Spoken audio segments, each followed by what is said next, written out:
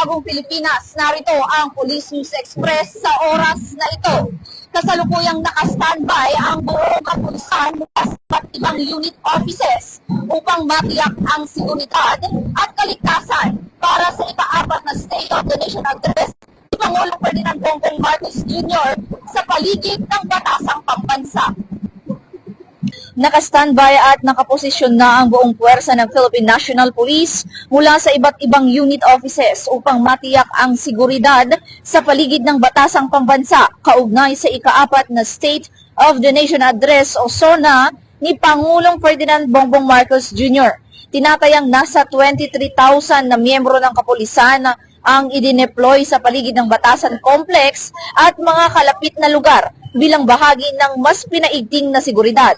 Kabilang sa mga ito ang mga personnel mula sa iba't ibang espesyal na unit, crowd dispersal teams, traffic management, K9 units at bomb disposal squads. Sabay nito, nagsagawa rin ng kilos protesta ang iba't ibang grupo ng mga rallyista sa kahabaan ng Commonwealth Avenue at Philcoa.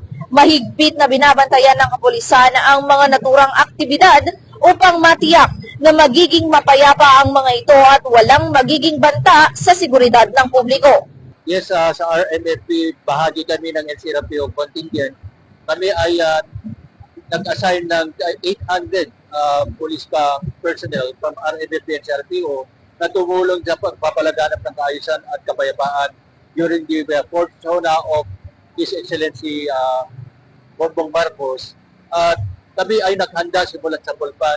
Inihanda namin hindi lamang yung kanilang physical, kundi ang kanilang emotion at kanilang mental. Dahil ito ay hindi, lalo na ngayon tag-ulan, mahirap ang maghanda.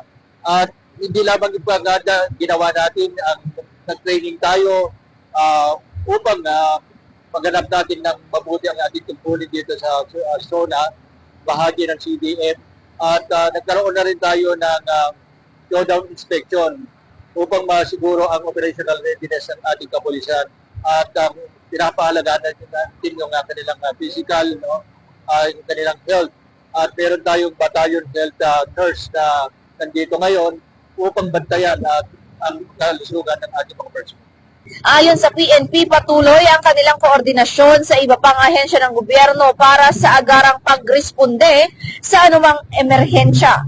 Nakalatag na rin ang mga checkpoints, roadblocks at first aid stations sa mga kritikal na lugar. Tiniyak naman ni Police General Nicolas Torre III, ang Chief of the Philippine National Police, na mananatiling alerto ang buong puwersa ng kapulisan upang mapanatili ang kaayusan at seguridad sa buong panahon ng SONA. Mula rito sa kahabaan ng Commonwealth Avenue, ako si Patrol Human Femar Octaviano, nagbabalita para sa Police News Express.